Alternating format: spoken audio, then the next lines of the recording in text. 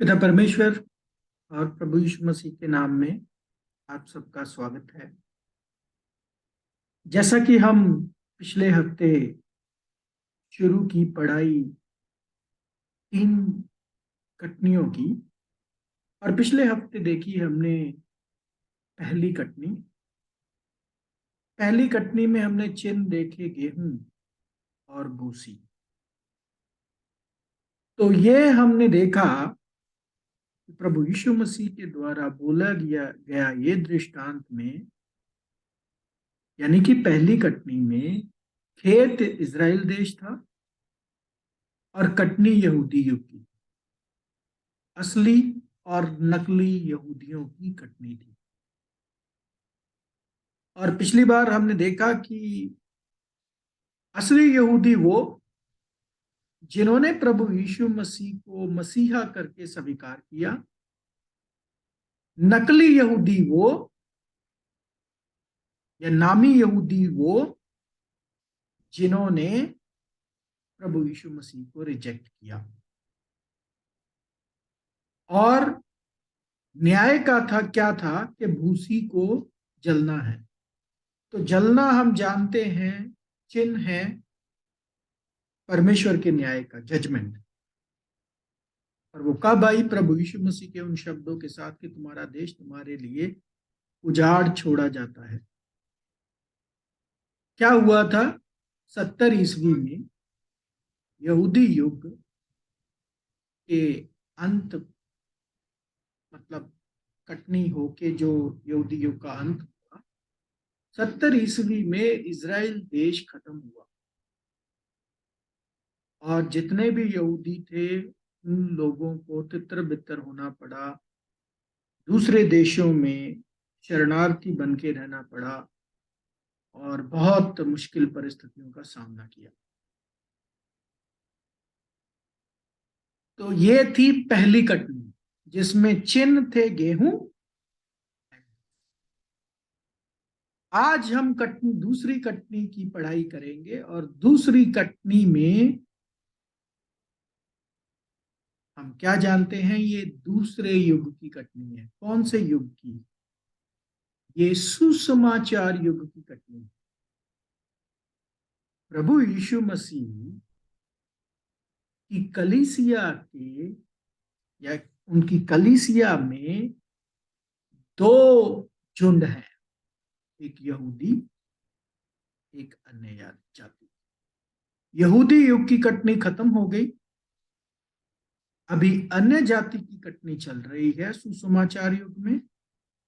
इसमें क्या चिन्ह इस्तेमाल हुए हैं, इसका क्या होने वाला है, ये सारा प्रभु यीशु मसीह से सीखेंगे हम। मत्ती 13वां अध्याय 30 वचन से शुरुआत करते हैं दूसरी कटनी। जी पढ़िए। कटनी तक दोनों को एक साथ बढ़ने दो। और कटनी के समय मैं काटने वालों से कहूंगा, पहले जंगली दाने के पौधे बटोर कर जलाने के लिए उनके गट्ठे बांध दो, और गेहूं को मेरे खत्ते में इकट्ठा करो। तो देखिए,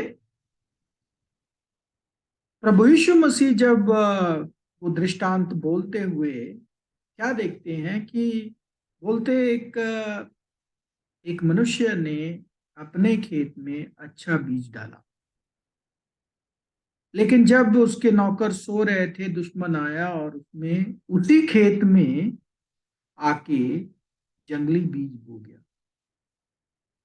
और जब वो निकले, क्या बोलते हैं, फल निकले या पौधे बढ़े, तो पता चला कि गेहूं कम है और जंगली बूटी ज्यादा है। तो वो अपने मालिक से पूछते हैं, मालिक क्या करें? तो मालिक बोलते हैं, अभी मत इसको कुछ करो, क्योंकि अगर तुमने अभी कुछ किया तो तुम लोग गेहूं को भी नुकसान करो। तो अभी क्या करो? वो बढ़ने दो, उनको बढ़ने दो। जब पक जाएंगे, जब गेहूं भी पक जाएगी, तो तब पहले जंगली बूटी के गट्ठे बांधो और फिर गेहूं को मेरे उसमें इकट्ठा करो। गट्ठा गेहूं के गट्ठे बांधने का मतलब क्या है? कि जलाना है। तो चलो ये सारी बातें अभी देखेंगे हम। तो इसमें जो चिन्ह इस्तेमाल हुए हैं वो है गेहूं और जंगली बूटी। तो ये जो कटनी है, ये कटनी में अलग किया जा रहा है असली मसीह को या असली मसीहियों को, असली क्रिश्चियंस को और नकली क्रिश्चियंस को। गेहूं असली क्रिश्चियंस, जंगली बूटी नकली क्रिश्चियंस। जंगली बूटी देखो किससे पैदा हुई है, जंगली बीज से जो दुश्मन ने बोया है। चलो देखेंगे इसको सारे को, लेकिन ये पूरे पहले वाक्य को पढ़ लेते हैं 24 से लेके 30 वचन तक। 24 से लेके 30 वचन। यीशु ने उन्हें एक और दृष्टांत दिया। स्वर्ग का राज्य उस मनुष्य के समान है जिसने अपने खेत में अच्छा बीज बोया। पर जब लोग सो रहे थे तो उसका बैरी आकर गेहूं के बीच जंगली बीज बोकर चला गया। जब अंकुर निकले और बालें लगी तो जंगली दाने के पौधे भी दिखाई दिए। इस पर गृहस्थ के दासों ने आकर उससे कहा, हे स्वामी, क्या तूने अपने खेत में अच्छा बीज ना बोया था? फिर जंगली दाने के पौधे उसमें कहाँ से आए? उसने उनसे कहा, यह किसी शत्रु का काम है। दासों ने उससे कहा, क्या तेरी इच्छा है कि हम जाकर उनको बटोर लें? उसने कहा, नहीं, ऐसा ना हो कि जंगली दाने के पौधे बटोरते हुए तुम उनके साथ गेहूं भी उखाड़ लो। कटनी तक दोनों को एक साथ बढ़ने दो, और कटनी के समय मैं काटने वाले से कहूंगा, पहले जंगली दाने के पौधे बटोरकर जलाने के लिए उनके गट्ठे बांध लो, और गेहूं को मेरे खत्ते में इकट्ठा करो। जी, तो ये है सारा दृष्टांत। अभी आप ये ध्यान कीजिए कि एक खेत है, एक ही खेत है, और उस एक ही खेत में दो बीज डाले गए। कितने बीज डाले गए? दो बीज। एक तो अच्छा बीज जिससे पैदा हुई गेहूं, और दूसरा ऐसा बीज जो दुश्मन ने बोया जिससे प्रकट हुई जंगली बूटी। अच्छा बीज क्या है? अच्छा बीज क्या है पढ़ेंगे लूका 8वां अध्याय 11वां वचन। लूका 8:11। दृष्टांत का अर्थ ये है, बीज तो परमेश्वर का वचन है। बीज तो परमेश्वर का वचन है। देखो, परमेश्वर के वचनों का अनुवाद परमेश्वर के वचन में ही है। तो बीज जो है वो है परमेश्वर का वचन। अच्छा बीज परमेश्वर का वचन यानी सत्य वचन। अच्छा बीज परमेश्वर का सत्य वचन, जो है राज्य की खुशखबरी, राज्य का सुसमाचार। वो एक इंसान ने लिया। वो कौन था? वो इंसान हमारा प्रभु यीशु मसीह। हमारे प्रभु यीशु मसीह ने सुसमाचार का प्रचार शुरू किया। उससे पहले भी सुसमाचार का प्रचार कोई कर रहा था, लेकिन वो रास्ता तैयार कर रहा था। प्रभु यीशु मसीह ने कलीसिया के लिए कलीसिया के लिए सुसमाचार का प्रचार शुरू किया।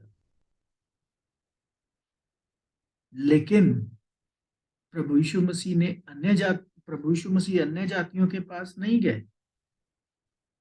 प्रभु यीशु मसीह ने ये काम शुरू किया यहूदियों के अंदर।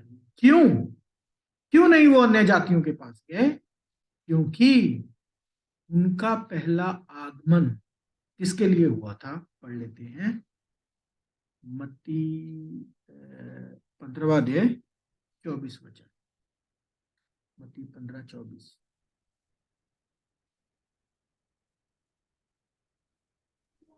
उसने उत्तर दिया, इज़राइल के घराने की खोई हुई भेड़ों को छोड़ मैं किसी के पास नहीं भेजा गया। तो इस्राएल के घराने की खोई हुई भेड़ों को छोड़ मैं किसी और के पास नहीं भेजा गया। तो मतलब कहने का, इस बात को भी आप समझो कि प्रभु यीशु मसीह का आगमन यहूदी युग में होता है, पहला आगमन, और यहूदी युग में ही वो क्या हो जाते हैं, उनको सलीब पर चढ़ा दिया जाता है। अभी अन्य जातियों के लिए मौका खुला ही नहीं, अवसर खुला ही नहीं। अगर खुला नहीं तो प्रभु यीशु मसीह का उनके पास जाना बनता भी नहीं। तो प्रभु यीशु मसीह पहले आगमन में जो उदारता लेके आए थे या कटनी करने आए थे, वो इज़राइल देश की कटनी करने आए थे। इसलिए उधर ही उन्होंने उधर से राज्य की खुशखबरी का प्रचार शुरू किया और अपने प्रेरितों को भी जिम्मेदारी दी कि यरूशलेम में, यहूदिया में, सामरिया में और पृथ्वी के कोने कोने तक ये सुसमाचार पहुंचना चाहिए। प्रेरितों के काम, पहला अध्याय 8 वचन पढ़ लेते हैं। परंतु जब पवित्र आत्मा तुम पर आएगा तब तुम सामर्थ पाओगे और यरूशलेम और सारे यहूदिया और सामरिया में और पृथ्वी की छोर तक मेरे गवाह होंगे। तो ये थे वो प्रभु के, क्या बोलते हैं, सहायक, या प्रभु के द्वारा लगाए गए बीज को नरिश करने वाले या पानी देने वाले या कामे, जो काम कर रहे थे उधर, ठीक है, प्रभु के साथ। तो वो इंसान जिसने बीज बोया वो कौन? प्रभु यीशु मसीह। और वो कामे जो उनके उस खेत में काम कर रहे थे वो थे प्रभु यीशु मसीह के शुरुआती चेले, जिन्होंने क्या वो किया, सत्य की शिक्षा को प्रभु से ग्रहण किया और लोगों तक भी पहुंचाया। लेकिन क्या हुआ, फिर समय बीता और जो कामे थे सो गए। क्या हो गए?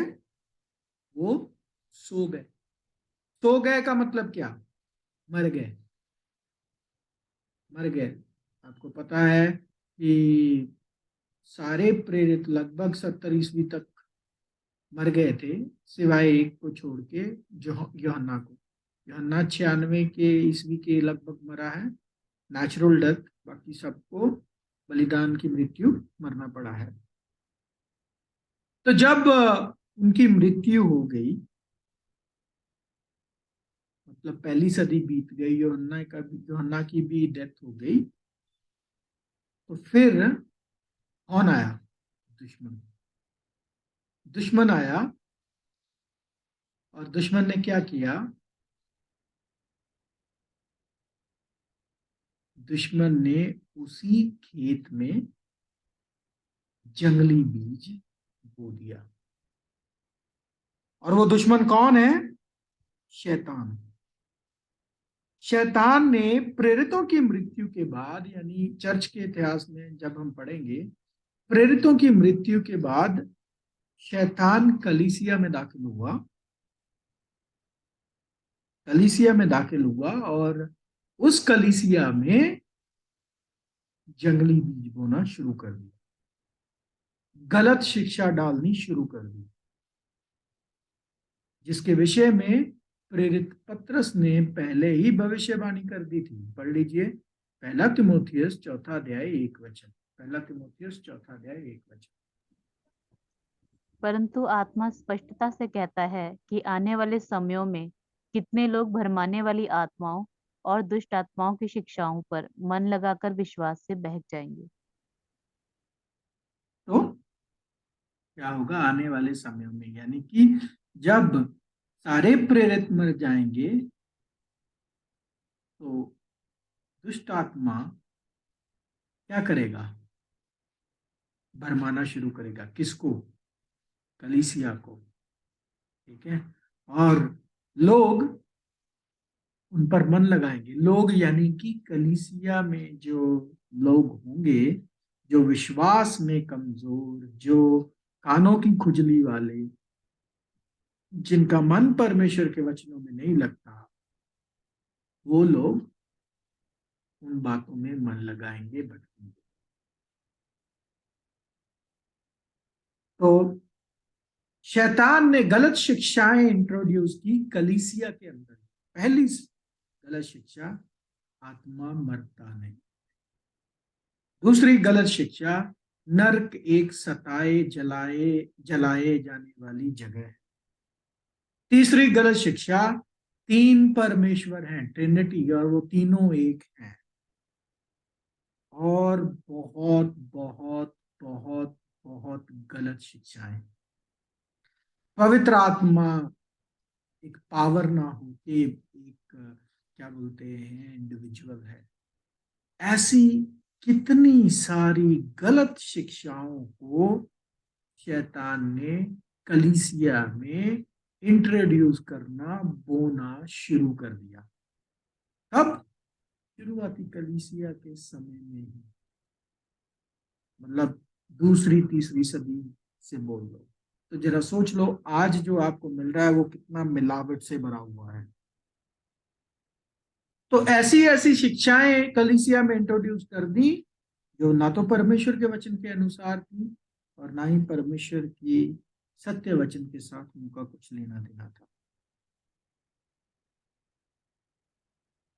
इसीलिए प्रेरित पौलुस हमें साफ साफ बोलता है, साफ साफ।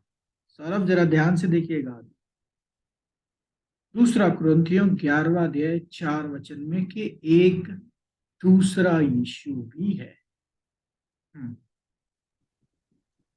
यदि कोई तुम्हारे पास आकर किसी दूसरे यीशु का प्रचार करे जिसका प्रचार हमने नहीं किया, या कोई और आत्मा तुम्हें मिले जो पहले ना मिला था, या और कोई सुसमाचार जिसे तुमने पहले ना माना था, तो तुम्हारा सहना ठीक होता। तो बोलते हैं, प्रेरित पौलुस बोलते हैं कि एक दूसरा यीशु है, उसका प्रचार में तुम्हारा मन लगता है। दूसरी आत्मा, सत्य की आत्मा नहीं, दूसरी आत्मा में तुम्हारा बिल्कुल मन लगता है।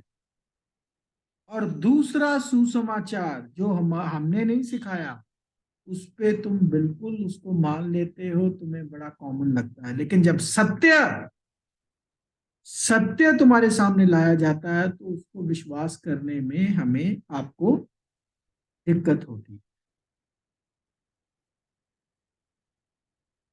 अभी आप सोच रहे होंगे शैतान को दूसरा यीशु क्यों बनना पड़ा? ये दूसरा यीशु और कोई नहीं, शैतान। क्यों बनना पड़ा दूसरा यीशु? क्योंकि सबसे बेस्ट तरीका डिसीव करने का होता है कि अगर किसी को धोखा देना है तो सबसे बेस्ट तरीका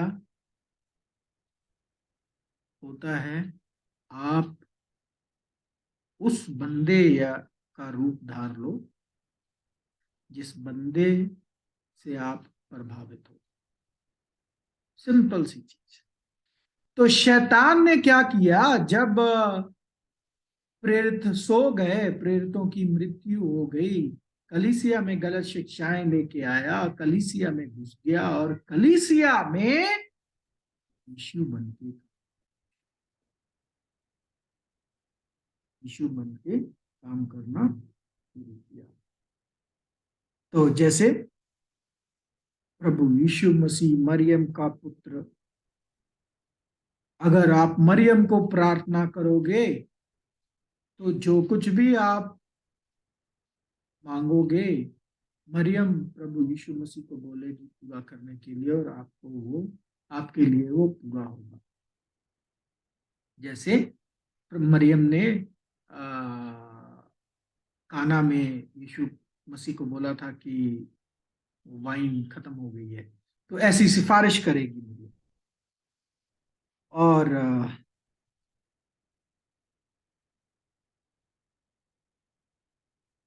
और सबसे बड़ी बड़ी गलत शिक्षा जो मसीहियों के द्वारा फैली, जो क्रिश्चियंस के द्वारा फैली, तो ये कि प्रभु यीशु मसीह ही पिता परमेश्वर है।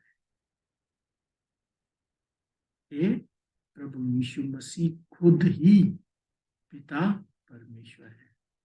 तो मतलब पिता परमेश्वर का वजूद ही खत्म कर दिया गया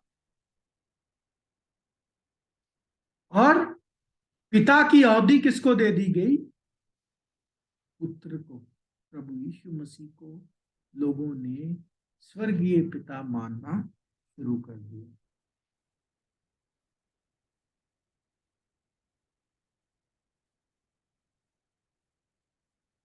असली सुसमाचार हो गया।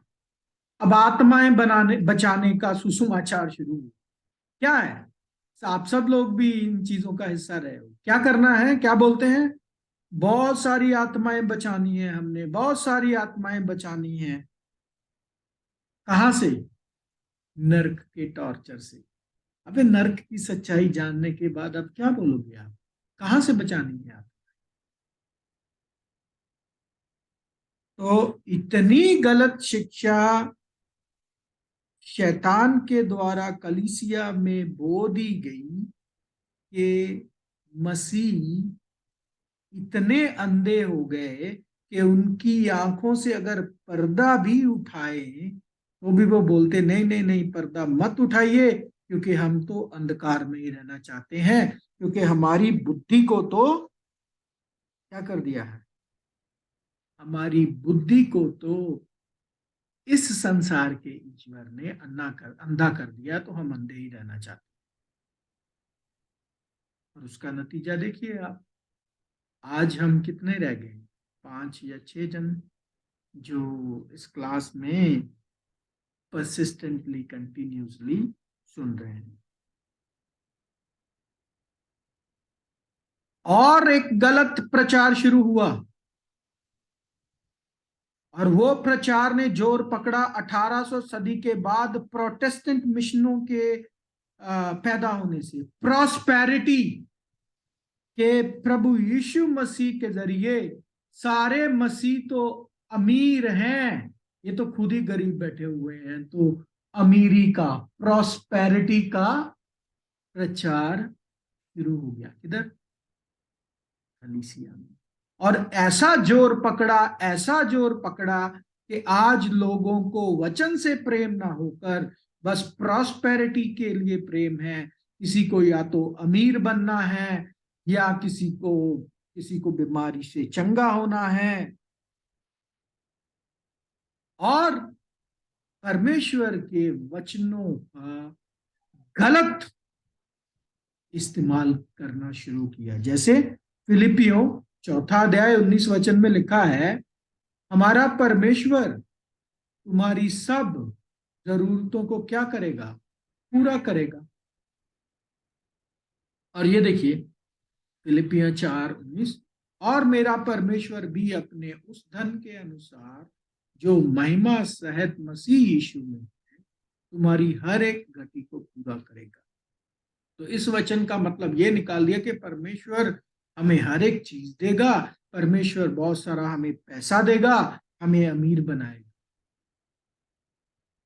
इस वचन का गलत अनुवाद और गलत इस्तेमाल कलीसिया ने करना शुरू किया। अभी मैं कलीसिया बोल रहा हूं, लेकिन माफ कीजिएगा, अब मैं सही शब्द बोलता हूं, झूठी कलीसिया ने।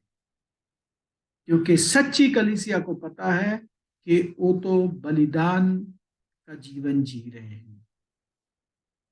फिर ऐसे एफेसियों 3 अध्याय 20 वचन भी है कि परमेश्वर तुम्हारी हर एक विनती को, हर एक डिमांड को पूरा करते हैं।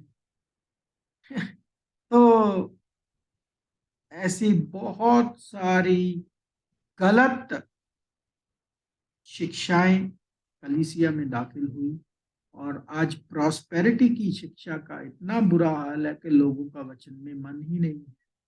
लोगों के कान की खुजली इतनी है कि उनको अपना भविष्य जानना है, जबकि विश्वास की परिभाषा क्या है? विश्वास ना देखी हुई वस्तुओं का पक्का भरोसा का सबूत है। लेकिन हमें तो जब तक दिखता नहीं है, हमें विश्वास होता नहीं है। तो ये सारी की सारी गलत शिक्षाएं, ये गलत बीज बोने वाला कौन है? शैतान। किधर बोया? कलीसिया में ही बोया। और वो जिन्होंने वो बीज से फल जो प्रकट हुआ वो थी जंगली बूटी। अब ये जंगली बूटी क्या होती है? जंगली बूटी आपको दिखेगी बिल्कुल कैसी? गेहूं के जैसी। जंगली बूटी कैसी दिखती है? बिल्कुल गेहूं के जैसी। लेकिन जब आप बिल्कुल उसको ध्यान से देखोगे, उसके नजदीक जाओगे, तो फिर पता चलेगा कि ओ, ये तो जंगली बूटी।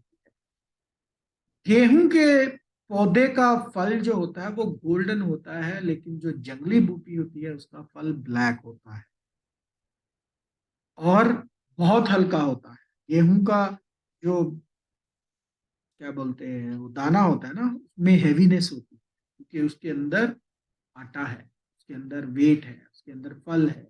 लेकिन ये जो जंगली बूटी का फल होता है वो दिखता भी ब्लैक है और होता भी खाली है। मतलब जब हवा से अलग करोगे तो वो दूर जाके गिरेगा।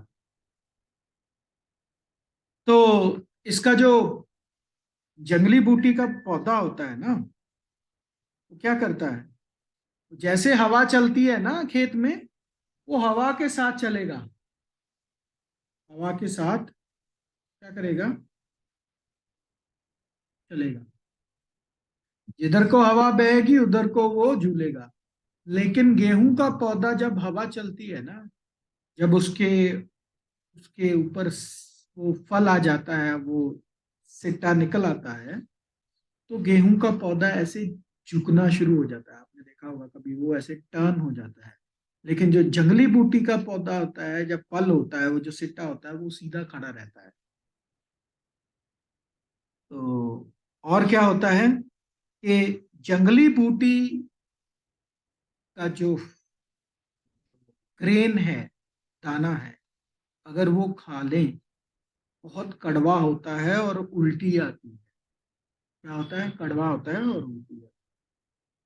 मतलब वो जीवन का भोजन नहीं। तो ये क्या है? चलो इस दृष्टांत के अभी चिन्हों को देखते हैं। खेत है क्रिश्चियंस, संसार नहीं है खेत इधर। दूसरी कटनी, पहली कटनी में खेत था इजराइल देश, दूसरी कटनी में खेत है मसीह। अभी मसीहियों के बीच में से कटनी होनी है। तो मसीहियों के बीच में से दो झुंड निकलने हैं, एक तो गेहूं, एक तो जंगली बूटी। गेहूं असली क्रिश्चियन जो परमेश्वर के वचन के अनुसार हैं, और एक नकली क्रिश्चियन जो परमेश्वर का वचन तो लेके चलते हैं लेकिन अंदर से खोखले हैं। उनको उन वचनों से प्रेम नहीं है, या उन वचनों पर उनको चलना नहीं है। गेहूं है वो विश्वासी जो सत्य वचन पर आधारित हैं और सत्य वचन की आज्ञाओं का पालन करते हैं। और जंगली बूटी हैं वो जो दिखावे के हैं, जिनको सत्य वचन से कुछ लेना देना नहीं है।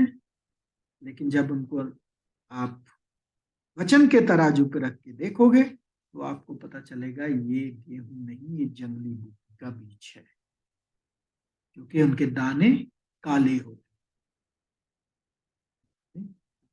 हैं और बहुत हल्कापन होता है। जिधर को हवा चली उधर को हुई है। उसने बुलाया उधर भाग गए, इसने बुलाया उधर भाग गए, तो मतलब हवा के साथ बहते।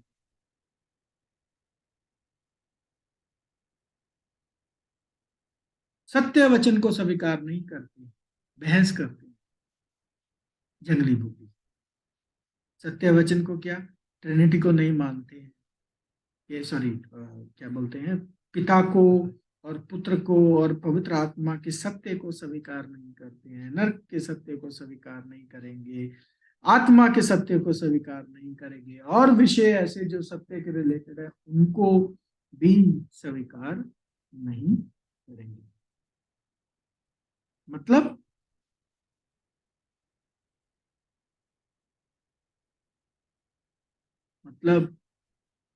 सत्य की एक्सेप्टेंस ही नहीं है।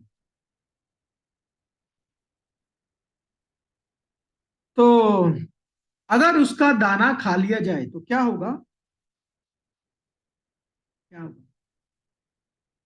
अगर जंगली बूटी के दानों का आटा आप खाओ तो क्या होगा? उल्टी होगी। ये उल्टी का मतलब क्या है? उल्टी का मतलब होता है, उल्टी का बात ही है जब जो आपने खाया है वो आपको हजम नहीं, जो आपने जो खाया है वो हजम नहीं हुआ, उसे क्या होगी? उल्टी होगी। तो उल्टी वो होता है अपचन, ना पचा हुआ। अब ये उल्टी के विषय में क्या बात, क्या चीज है ये उल्टी की बात, देखेंगे भविष्यवाणी में। यानी कि पुराने नियम में भविष्यवाणी हुई आज की परिस्थिति को लेके।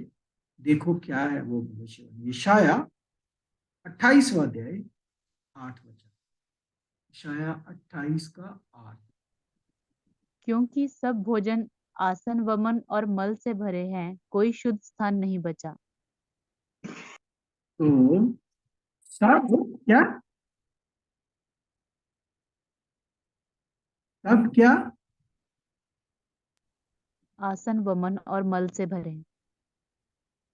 सब भोजन आसन, भोजन आसन क्या? टेबल्स, मेज। सब मेज जो है उल्टी से भरे हैं और कोई शुद्ध स्थान बचा नहीं। इसका मतलब क्या है? ये क्या बात इधर बोल, देखिए ये बाइबल है, ये चिन्हों की किताब है, और इधर कुछ चिन्हों का इस्तेमाल हुआ है। ठीक है, अब इन चिन्हों का मतलब क्या है? ये इंटरेस्टिंग चीज है, इसलिए मैं थोड़ा आपको क्या बोलते हैं मौका देता हूं बीच में। तो प्यारे भाई और बहनों, क्या है इस वचन का मतलब? यशाया 28:8। सब मेज, मेज क्या होता है या भोजन आसन क्या होता है? जहां फूड सर्व किया जाता है, जहां भोजन को लगाया जाता है। अभी ये क्या है? ये चिन्ह की भाषा में ये कलीसियाओं की परिस्थिति। एक एक कलीसिया है मेज, क्योंकि उधर भोजन सर्व होता है। कौन सा भोजन सर्व होता है? परमेश्वर के वचन का भोजन। ये चिन्ह वाला भोजन है। कौन सा भोजन है? परमेश्वर का वचन। परमेश्वर का वचन कहाँ सर्व होता है? कलीसियाओं में। कलीसिया क्या हुई फिर? एक एक मेज।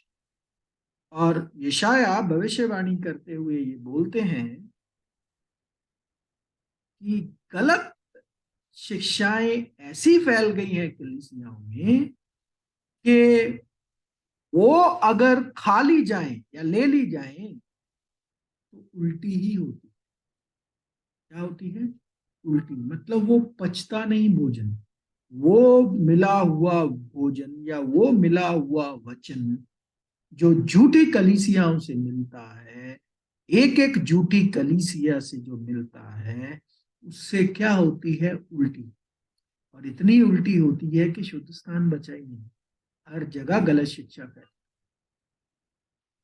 तो ये बहुत सुंदर एक भविष्यवाणी है कि कलीसियाओं में वो चीजें सिखाई जाती हैं जिनका आधार बाइबल में है ही नहीं। इधर मनुष्यों को ज्यादा खुश करने की सोची जाती है, परमेश्वर को कम। तो अब इनको अलग कैसे किया जाए? प्रभु ने बोला अब क्या करना है? कटनी तक दोनों को बढ़ने दो। तो प्रभु ने कुछ अपने अपने सेवकों को बोला अभी तुम कुछ मत करो, वो बढ़ने दो। तो दूसरी तीसरी सदी के बाद ऐसी बहुत सारी कलीसियाएं चली। उनमें से एक बहुत बड़ी कलीसिया आप जानते हैं, जो सबसे पुरानी अपना नाम लेती है, बहुत बड़ा उनका हिस्सा है कृष्णों के अंदर। तो 1800 सदी के बाद आई प्रोटेस्टेंट, 1800 ईस्वी के बाद प्रोटेस्टेंट मिशनें बहुत बनी। तो ये बन गए सब एक एक मेज। और ये जो बोलती है ना, मैं वो, मैं ये, मैं वो, मैं नाम नहीं ले रहा किसी कलीसिया का, वो सब एक एक गट्ठा है, एक एक गट्ठा है। वो गट्ठे खुद ब खुद बनते जा रहे हैं। प्रभु ने बोला ना कि बढ़ने दो, कोई बात नहीं, बढ़ने दो, गट्ठे बन जाएंगे। सही समय पे, कटनी के टाइम पे गट्ठों को अलग, गेहूं को अलग करके ये जंगली बूटी को जला देंगे। तो ये कौन है, किनके लिए ये आज्ञा है? मत्ती 13वां अध्याय 39 वचन में, काटने वाले। ये काटने वाले कौन है? स्वर्गदूत। मत्ती 13वां अध्याय 39 वचन में। जिस शत्रु ने उनको बोया वह शैतान है, कटनी जगत का अंत है और काटने वाले स्वर्गदूत हैं। अभी काटने वाले कौन है? स्वर्गदूत। इंग्लिश में शब्द है angels, the reapers are the angels. अभी क्या स्वर्ग से आएंगे क्या कोई दूत जो कटनी का काम करेंगे आके? पहली कटनी स्वर्ग से कोई आया था करने, प्रभु यीशु मसीह आए थे, लेकिन उनके साथ कोई और भी थे स्वर्गदूत। प्रभु यीशु मसीह तो मनुष्य बन के आए थे। तो ये जो एंजल्स है शब्द, या स्वर्गदूत जो शब्द है, ये एक्चुअली ग्रीक भाषा का शब्द है लोस। इसका मतलब होता है मैसेंजर, संदेशा देने वाला, मैसेंजर। ठीक है। तो ये मैसेंजर स्पिरिट बीइंग भी हो सकती है, यानी कि स्वर्गीय सृष्टि भी हो सकती है। मैसेंजर ह्यूमन बीइंग भी हो सकती है, मनुष्य भी हो सकता है। तो इस कटनी के लिए प्रभु जिन मैसेंजर्स को यूज करेंगे, वो हैं उनके चेले। वो हैं वो लोग जिनका जन्म सत्य के साथ होता है, प्रभु के चेले। तो सत्य जो है वो अलग करेगा जंगली बूटी को और असली गेहूं, गेहूं को और जंगली बूटी को। सत्य की जो तीखी तलवार है वो अलग।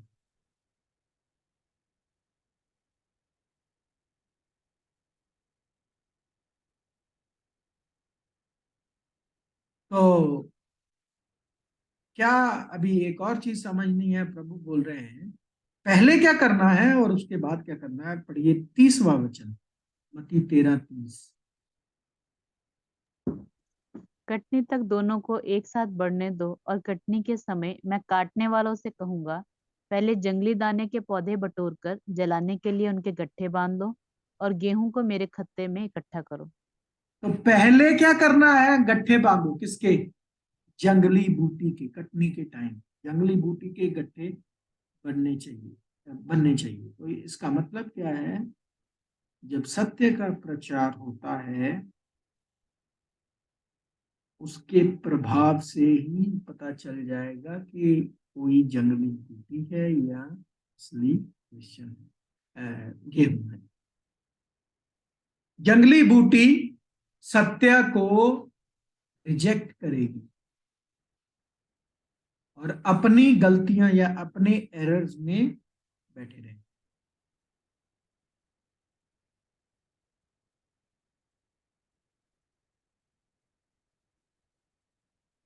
फिर वो एक साथ इकट्ठा होंगे, जैसे Catholic church, Russian Orthodox church, बहुत ऐसे और भी गठे। प्रोटेस्टेंट मिशनों के कितने नाम लिए जो परमेश्वर के वचन के अनुसार ना होके क्या बन गए हैं? ऐसे मेज जहाँ पे वो भोजन दिया जाता है जिसे हजम नहीं किया जा सकता और जिससे क्या होती है? उल्टी होती है। तो इनको जलाना है, इकट्ठे करके इनको क्या करना है? जलाना, मतलब जजमेंट, परमेश्वर की जजमेंट आनी है। इसीलिए परमेश्वर प्रकाशित वाक्य 18:4 में बोलते हैं, हे मेरे लोगों उसमें से निकल आओ। इसीलिए प्रकाशित वाक्य में बोला, वो बाबुल बड़ी नगरी उठाकर समंदर में ऐसी फेंकी गई कि वो दोबारा नहीं हुई। तो ये झूठी कलीसिया को प्रभु नाश करने वाले हैं, क्योंकि इन्होंने जंगली बीज को इतना फैलाया है, इतना फैलाया है कि खेत में जंगली बीज ज्यादा है और गेहूं कम।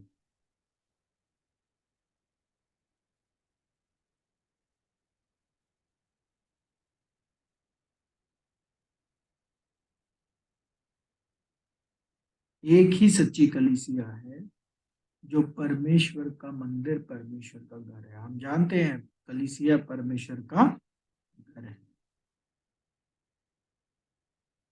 और छोटा झुंड है गेहूं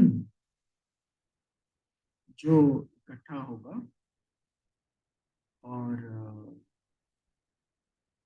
जंगली बूटी है नामी कलीसियाएं, नामी मसीह। आप फैसला कर लो आप क्या है। तो ये दो कटनियां कलीसिया की हैं। पहले यहूदी, फिर अन्य जाति। तो यहूदी युग में बुलावा आया यहूदियों को प्रभु यीशु मसीह के द्वारा। चेले बने प्रभु यीशु मसीह के सारे यहूदी। 36 ईस्वी में कॉर्नेलियस के घर में खुला अन्य जातियों के लिए अवसर। अन्य जातियों का समय शुरू हुआ और अभी तक चल रहा है, जो बड़ी जल्दी जो खत्म होने वाला है। अभी आप देख लो, आप जंगली बूटी के गट्ठे हैं या आप गेहूं। जंगली बूटी अगर नहीं बनना तो जंगली बूटी को छोड़ना पड़ेगा, क्योंकि उधर ऐसा भोजन है जिससे उल्टी होती है, शुद्ध स्थान है ही नहीं। तो ये दूसरी कटनी, इस कटनी के साथ सुसमाचार युग का अंत होगा। जैसे अभी हमने देखा, कटनी जगत का अंत है। फिर शुरू होगा तीसरा संसार। तो अभी हम चलते हैं तीसरे संसार में, यानी तीसरे संसार का पहला युग, 1000 साल का युग, और उसमें देखेंगे एक तीसरी कटनी। अब ये तीसरी कटनी में जो चिन्ह इस्तेमाल हुए वो क्या है? मत्ती 25वां अध्याय 31 से लेकर 46 तक। मत्ती 25वां अध्याय 31 से लेकर 46 तक। जब मनुष्य का पुत्र अपनी महिमा में आएगा और सब स्वर्गदूत उसके साथ आएंगे, तो वह अपनी महिमा के सिंहासन पर विराजमान होगा और सब जातियां उसके सामने इकट्ठी की जाएंगी। एक सेकंड सिस्टर, एक सिस्टर, ये देखिए, ये कटनी कब है? प्रभु यीशु मसीह के दूसरे आगमन के बाद। देख रहे हो आप? जब मनुष्य का पुत्र अपनी महिमा में आएगा और सब स्वर्गदूत उसके साथ आएंगे, यानी प्रभु यीशु मसीह और कलीसिया आ रहे हैं, तो वह अपनी महिमा के सिंहासन पर विराजमान होगा। यानी कि प्रभु का राज्य शुरू हो गया। कलीसिया प्रभु के साथ राज्य कर रही है। फिर क्या होगा? अब सब जातियां उसके सामने इकट्ठी की जाएंगी, और जैसे चरवाहा भेड़ों को बकरियों से अलग कर देता है, वैसे ही वह उन्हें एक दूसरे से अलग करेगा। तो ये कटनी प्रभु यीशु मसीह के दूसरे आगमन के बाद है। ये कटनी में कलीसिया भी है, और इस कटनी में जो फल, दो बीज हैं, जो दो फल हैं, वो है एक भेड़ और एक बकरी। भेड़ और बकरी। भेड़ों को दाहिनी ओर, दाहिना मतलब सिलेक्टेड, और बकरियों को बाईं ओर यानी रिजेक्ट कर दे। और दाईं ओर वालों को बोलेगा, मेरे पिता के धन्य लोगों, आओ उस राज्य के अधिकारी हो जाओ जो जगत के आदि से तुम्हारे लिए तैयार किया हुआ है। मतलब ये राज्य, ये पृथ्वी का राज्य परमेश्वर ने मनुष्य के लिए ही बनाया है, और तुम ही इसके अधिकारी हो, चलो उसका हिस्सा बन जाओ। और बकरियों को क्या बोलेगा? तो पढ़ लीजिए ये पूरा दृष्टांत, आपको समझ में आएगा। ध्यान से देखिए, ध्यान से पढ़ोगे तो चीजें समझ में आएगी। 31 से लेकर 46 तक पढ़िए। और सब जातियां उसके सामने इकट्ठी की जाएंगी, और जैसा चरवाहा भेड़ों को बकरियों से अलग कर देता है, वैसा ही वह उन्हें एक दूसरे से अलग करेगा। और वह भेड़ों को अपनी दाहिनी ओर और बकरियों को बाईं ओर खड़ी करेगा। तब राजा अपनी दाहिनी ओर वालों से कहेगा, हे मेरे पिता के धन्य लोगों, आओ उस राज्य के अधिकारी हो जाओ जो जगत के आदि से तुम्हारे लिए तैयार किया हुआ है। क्योंकि मैं भूखा था और तुमने मुझे खाने को दिया, मैं प्यासा था और तुमने मुझे पानी पिलाया, मैं परदेसी था, तुमने मुझे अपने घर में ठहराया, मैं नंगा था, तुमने मुझे कपड़े पहनाए, मैं बीमार था, तुमने मेरी सुधि ली, मैं बंदी गृह में था, तुम मुझसे मिलने आए। तब धर्मी उसको उत्तर देंगे, हे प्रभु, हमने कब तुझे भूखा देखा और खिलाया, या प्यासा देखा और पानी पिलाया? हमने कब तुझे परदेसी देखा और अपने घर में ठहराया, या नंगा देखा और कपड़े पहनाए? हमने कब तुझे बीमार या बंदी गृह में देखा और तुझसे मिलने आए? तब राजा उन्हें उत्तर देगा, मैं तुमसे सच कहता हूँ कि तुमने जो मेरे इन छोटे से छोटे भाइयों में से किसी एक के साथ किया, वह मेरे ही साथ किया। क्योंकि मैं भूखा था और तुमने मुझे खाने को नहीं दिया, मैं प्यासा था, तुमने मुझे पानी नहीं पिलाया, मैं परदेसी था और तुमने मुझे अपने घर में नहीं ठहराया, मैं नंगा था और तुमने मुझे कपड़े नहीं पहनाए, बीमार और बंदीगृह में था और तुमने मेरी सुधि न ली। तब वे उत्तर देंगे, हे प्रभु, हमने तुझे कब भूखा या प्यासा या परदेसी या नंगा या बीमार या बंदीगृह में देखा और तेरी सेवा टहल न की? तब वह उन्हें उत्तर देगा, मैं तुमसे सच कहता हूँ कि तुमने जो इन छोटे से छोटों में से किसी एक के साथ नहीं किया, वह मेरे साथ भी नहीं किया।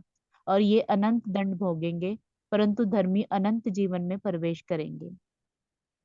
तो प्यारे भाई और बहनों, ये है वो दृष्टांत जिसमें फल है भेड़, और जो अच्छा फल नहीं है वो है बकरी। पहली दो कटनी में फल था, देखिए गेहूं, गेहूं कॉमन है। यहूदी कलीसिया और अन्य जाति कलीसिया का कटनी, मतलब यहूदी और अन्य जाति कलीसिया अलग अलग नहीं है। यहूदी युग के की कलीसिया, यानी यहूदी युग में प्रभु यीशु मसीह की कलीसिया में सिर्फ यहूदी थे। अन्य जाति की कलीसिया, तो ये कलीसिया की कटनी थी, पहले यहूदियों में से फिर अन्य जाति, दो युगों में, पहले यहूदी युग फिर सुसमाचार। अभी ये तीसरी कटनी मनुष्य जाति में से है। मनुष्य जाति की कटनी कब करेंगे प्रभु? अपने दूसरे आगमन के बाद। पहले आगमन पे कलीसिया की कटनी शुरू की, दूसरे आगमन पर मनुष्य जाति की कटनी शुरू करेंगे, और उसमें चुनेंगे किसको? भेड़ को और बकरी को। भेड़ और बकरी में क्या?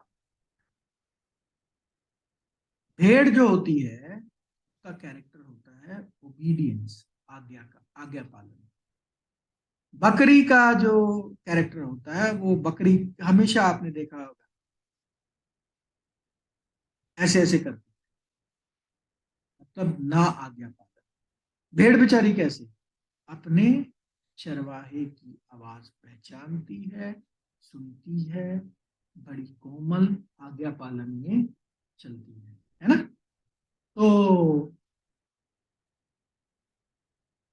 तो ये दो कैरेक्टरिस्टिक्स होती हैं।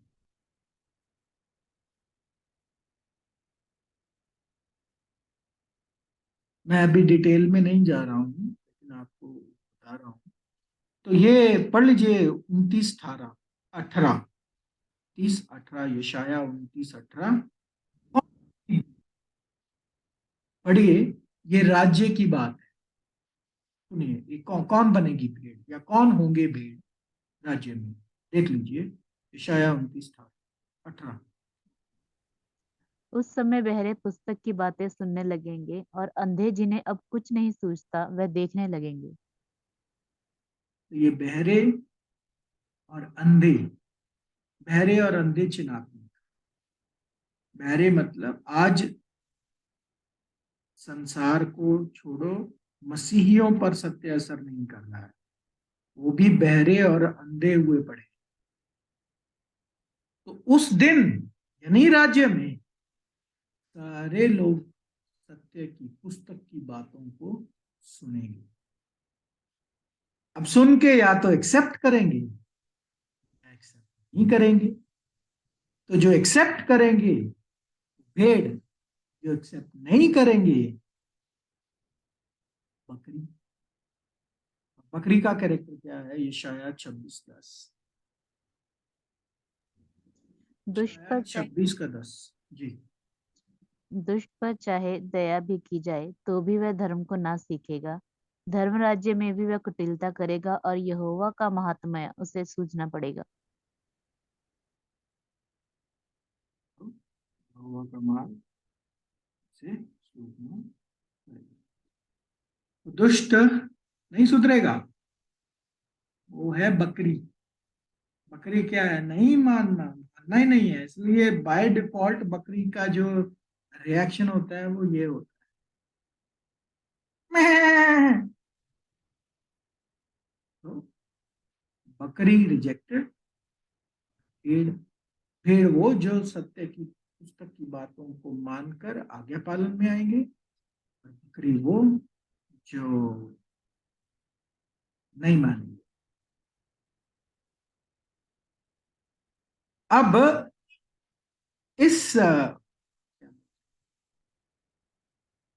इस कटनी के लिए एक स्पेशल प्रोसेस है, मतलब न्याय होगा। इस कटनी के लिए कैसे न्याय होगा, वो प्रभु ने तरीका बताया। क्या बताया कि मैं भूखा था, मैं प्यासा था, मैं नंगा था, तुमने मुझे अंदर लिया, मैं जो भी था जेल में था, मैं नंगा था। ठीक है।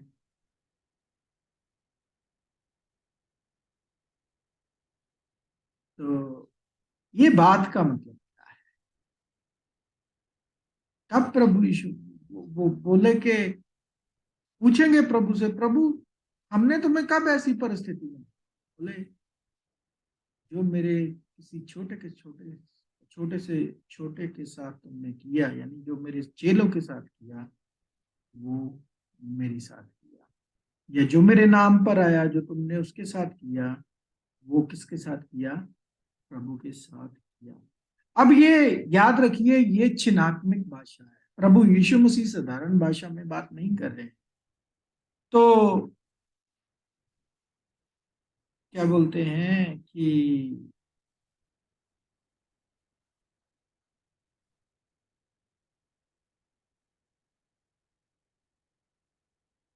तो ये चिन्हात्मक भाषा है, और इन चिन्हों का मतलब समझना बहुत जरूरी है। लेकिन ये जानने से पहले हम एक बात देखेंगे। प्रकाशित वाक्य 20वां अध्याय 12वां वचन न्याय के विषय में है। पहले ये देख लेते हैं, फिर उसके बाद जाएंगे, क्योंकि जो कामों का जिक्र प्रकाशित वाक्य में हुआ है, वो काम हमने अभी पढ़े उधर। उन्हीं कामों के बेस पर न्याय होना है, जो अभी मत्ती मत्ती 25वें अध्याय में काम हमने पढ़ा। तो पहले ये पढ़ लें, फिर उसके बाद फिर मैं फिर मैंने छोटे बड़े सब मरे हुओं को सिंहासन के सामने खड़े हुए देखा, और पुस्तकें खोली गई। फिर एक और पुस्तक खोली गई, और फिर एक और पुस्तक खोली गई, अर्थात जीवन की पुस्तक। और जैसे उन पुस्तकों में लिखा हुआ था, उनके कामों के अनुसार मरे हुओं का न्याय किया गया। उनके कामों के अनुसार मरे हुओं का न्याय किया गया। अब इस वचन का मतलब क्या है? कौन सी किताबें? क्या परमेश्वर बैठ के कोई किताबें लिख रहे हैं ऊपर, एक एक के ऊपर? तो ये क्या बात के कामों के अनुसार उनका न्याय? इस वचन को समझते, सबसे पहले मरे हुओं का। कौन से मरे हुए? मरे हुए का मतलब है जो महाकलेश से बच जाएंगे। देखिए, महाकलेश में बहुत नुकसान होगा, भारी कलेश में बहुत नुकसान होगा, लेकिन बहुत बच जाएंगे लोग। पढ़ लीजिए ये मत्ती 24वां अध्याय 21 और 22 वचन। क्योंकि उस समय ऐसा भारी कलेश होगा, जैसा जगत के आरंभ से ना अब तक हुआ और ना कभी होगा। और यदि वे दिन घटाए ना जाते तो कोई प्राणी ना बचता, परंतु चुने हुओं के कारण वे दिन घटाए जाएंगे। देखिए, अगर यदि, क्या बोलता है प्रभु, क्या बोलते हैं? यदि वे दिन घटाए ना जाते तो कोई प्राणी ना बचता, मतलब कोई ना कोई बचेगा। तो बहुत सारे हैं जो बचेंगे, ठीक है।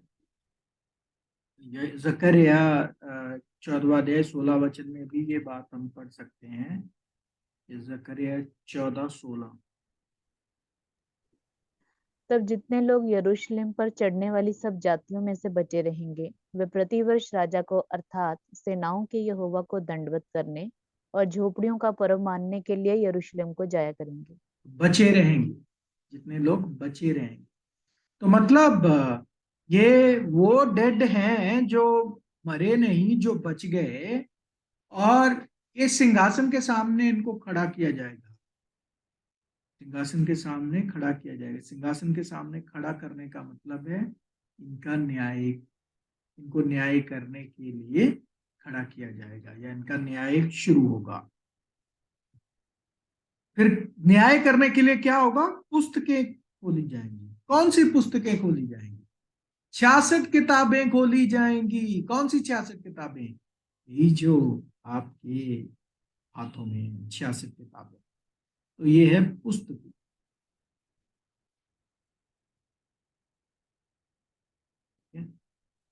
और पुस्तक भी बाइबल ही है, क्योंकि एक पुस्तक 66 पुस्तकों का कंपाइलेशन है। तो इनके अनुसार इधर जो लिखा गया है, परमेश्वर के नियम कानून, इनके अनुसार लोगों का न्याय होगा। तो ये पुस्तकें खोली जाएंगी, और उसके बाद एक और पुस्तक बोला खोली जाएगी। वो कौन सी है? जीवन की पुस्तक।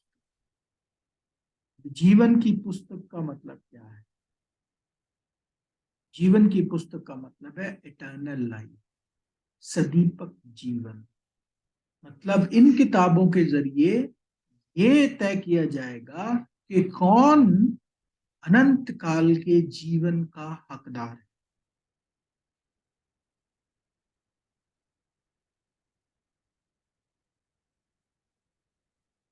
और सबका न्याय फिर के कामों के अनुसार, इस किताब में लिखे हुए कामों के अनुसार। कौन सी किताबें? ये 66 किताबों में जो बातें लिखी गई हैं, इनके अनुसार न्याय होगा। ये होगा धार्मिकता से न्याय। अब चलो चलते हैं वो काम। तो वो कामों पर क्या बोलते हैं? है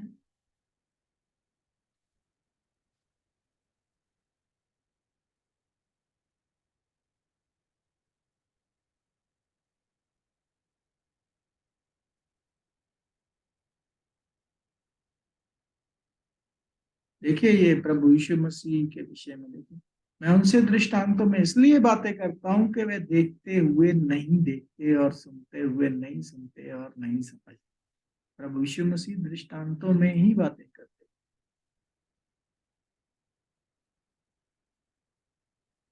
तो जी, तो क्या थे काम वो? सबसे पहले बोला मैं भूखा था, तुमने मुझे खाने को दिया। मैं प्यासा था, तुमने मुझे पानी पिलाया। मैं परदेसी था, तुमने मुझे अपने घर में ठहराया। तो ये भूखा और प्यासा का क्या मतलब है? भूख में भोजन खाया जाता है, प्यास में पानी पिया जाता है। तो परमेश्वर के वचन में ये चिन्ह है क्या? भोजन परमेश्वर का वचन, भोजन परमेश्वर का वचन, और क्या?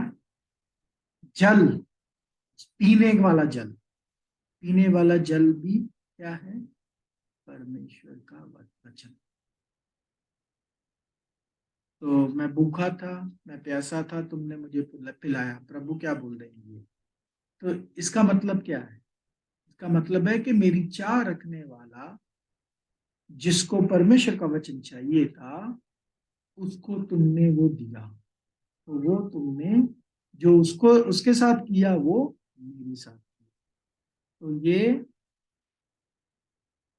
आपके पास अगर मौका मिले तो क्या करना है? जन। और खैर, ये अभी की बात नहीं मैं कर रहा हूँ, ये राज्य में ऐसी ऐसे काम होंगे, क्योंकि राज्य में भी तो सत्य सिखाना है ना लोगों को। इतनी जनता है, इनको सत्य सिखाना है। तो जो कोई अगर सत्य सीखने की चाह रखता है, उसको वो सिखाएगा। वो उसको भोजन भी दे रहा है, उसको पानी भी दे रहा है पीने के लिए। उसके बाद क्या बोला? क्या बोला है? मैं परदेसी था, लेकिन तुमने मुझे अंदर लिया। जो भेड़ का कैरेक्टर है, वो क्या करेगा कि कि उनके अंदर ऐसा उत्साह रहेगा राज्य में कि अपने सगे संबंधियों का तो ध्यान रखेंगे ही, उनको तो क्या बोलते हैं, मदद करेंगे ही। परंतु परदेशियों को, जिनको वो नहीं जानते, उनकी भी उन्होंने मदद की, या उनको भी अपने उधर क्या लिया, एक्सेप्ट किया, उनको भी सिखाया, उनके भी इंटरेस्ट या उनके भी वेलफेयर के बारे में सोचा। तो ये आ, है इसका मतलब कि मैं परदेसी था, तुमने मुझे अंदर लिया। मैं नंगा था, तुमने मुझे वस्त्र पहनाए। ये कौन सा नंगापन है? ये है धार्मिकता के वस्त्र। तो कोई होगा, मतलब ये पूरा संसार ही है धार्मिकता की परिस्थिति, क्योंकि धार्मिकता प्रभु यीशु मसीह पर विश्वास से मिलती है। धार्मिकता के वस्त्र प्रभु यीशु मसीह पर विश्वास के जरिए मिलते हैं। तो लोगों के पास, लोग नंगे होंगे। हो सकता है उस वक्त किसी को, नॉट हो सकता है बल्कि पक्का ये हो सकता है कि, मान लो अगर अगर मैं किसी की भी बात करूँ, वो राज्य में क्या करेगा? उसके पास 20 बंदे आए धार्मिकता समझने के लिए कि धार्मिकता है क्या चीज। तो आप उनको बताते कि भाई प्रभु यीशु मसीह के जरिए उद्धारता मिलती है, प्रभु यीशु मसीह के जरिए आप धर्मी बनते हैं, और आपके और परमेश्वर के बीच में एक मेल मिलाप होता है। तो ये है, मैं नंगा था, तुमने मुझे वस्त्र पहनाए। मतलब उन छोटे में से छोटों के साथ तुमने जो ये जो किया, मेरे साथ किया। प्रभु बोलते हैं कि मैं पापों में अपने नंगेपन की, कोई पापों में अपने नंगेपन की परिस्थिति में था, लेकिन आपने उनको धार्मिकता के वस्त्र पहनाए। तो किसके साथ किया? प्रभु के साथ। मैं बीमार था, तुमने मुझे चंगा किया। ये बीमारी शारीरिक बीमारी, सॉरी, तुमने मेरा पता लिया। ये शारीरिक बीमारी नहीं, ये आत्मिक बीमारी है। और मैंने आपको बताया था आत्मिक बीमारियां बहुत तरह की हो सकती हैं। विश्वास में कमजोर होना, सब्र का बांध टूटना, ऐसी बहुत सारी बीमारी। उस बीमारी की, आत्मिक बीमारी की परिस्थिति में अगर आप किसी को जाके काउंसलिंग करो, किसी को जाके बताओ कि आप, ये सही है, ये गलत है, ये परमेश्वर के वचन के अनुसार आप ऐसा करोगे तो आपको फायदा होगा। तो वो था, बीमार था, मेरी सुधि। मैं जेल में था, तुमने मुझे क्या किया, तुम मेरे पास आए। जेल में था का क्या मतलब? जो जेल है, जेल ना इधर ये है कब्र। कब्र। तो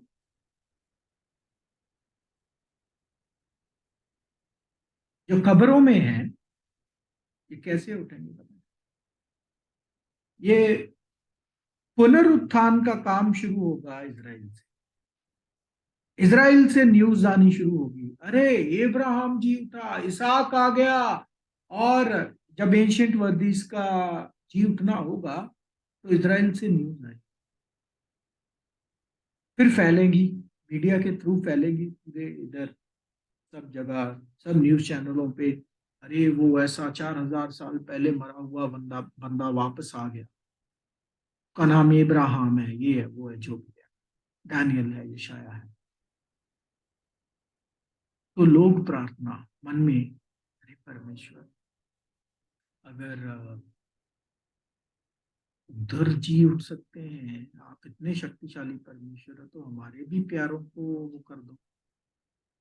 और कई बेचारे ऐसे होंगे जिनके लिए कोई और प्रार्थना करेगा, अरे यार वो मेरा दोस्त है, दोस्त था, परमेश्वर अगर आपकी इच्छा हो तो वो भी जी उठे। तो ये जेल का मतलब है कब्र। और अगर उस समय राज्य में कोई किसी के लिए प्रार्थना करेगा, याद करेगा कि हाँ यार वो क्या था, काश वो भी जी उठे, परमेश्वर अगर आपकी इच्छा हो तो वो भी जी उठे, तो वो है, मैं जेल में था, मेरी सुधि। तो ऐसे ऐसे काम करने वालों को प्रभु बोलते मैं स्वीकार करूं। और जो उस वक्त भी पाप में लगे रहेंगे, ये चीजों को नहीं करेंगे, तो उनको प्रभु बोलते हैं रिजेक्ट करो। तो ये एकदम से सब कुछ नहीं होने वाला है। इस पूरे काम को कंप्लीट होने के लिए 1,000 साल लगेगा। इसीलिए मिलेनियल एज बोला है, इसीलिए बोला है एक दिन में वो न्याय करेगा। वो एक दिन का मतलब है 1,000 साल। 1,000 साल। लेकिन ये नहीं सुधरेंगे। बताया था आपको, 100 साल का हर एक को समय दिया जाएगा। हर एक को 100 साल का समय दिया जाएगा सुधरने के लिए। सुधरा तो सदीपक जीवन, नहीं सुधरा तो दूसरी बेटी होगी। शायद 65:20 में पढ़ लीजिए, 100 साल का समय की बात दोबारा से आपने पढ़ी हुई है, फिर से पढ़ लीजिए। उसमें फिर ना तो थोड़े दिन का बच्चा और ना ऐसा बूढ़ा जाता रहेगा जिसने अपनी आयु पूरी न की हो, क्योंकि जो लड़कपन में मरने वाला है वह 100 वर्ष का होकर मरेगा, परंतु पापी 100 वर्ष का होकर श्रापित ठहरेगा। पापी 100 वर्ष का होकर श्रापित ठहरेगा। मतलब हर एक तो 100 साल का समय देगा दिया जाएगा, अगर 100 साल में भी वो नहीं सुधरता है तो फिर वो शापित ठहरेगा। और मत्ती 25वां अध्याय 41 वचन में क्या बोला बकरियों को? मेरी नजरों से दूर हो जाओ और एवरलास्टिंग, सदीपक सजा में चले जाओ। पढ़ लीजिए मत्ती 25वां अध्याय 41 वचन। हे श्रापित लोगों, मेरे सामने से उस अनंत आग में चले जाओ जो शैतान और उसके दूतों के लिए तैयार की गई है। ये अनंत आग क्या है? ये है सेकंड डेथ, सदीपक मृत्यु, सदा की मृत्यु। तो इसके साथ प्यारे भाई और बहनों, ये 3 कटनियों की पढ़ाई खत्म होती है। 3 कटनियों में हमने देखा 3 युगों की कटनियां। पहले 2 युगों की कटनी, यहूदी युग और सुसमाचार युग की कटनी में फल था गेहूं, और जो फल नहीं था, पहले युग में था भूसी, दूसरे में था जंगली दूध। तो ये दोनों कटनी कलीसिया की कटनी थी, पहले यहूदी फिर अन्य जाति।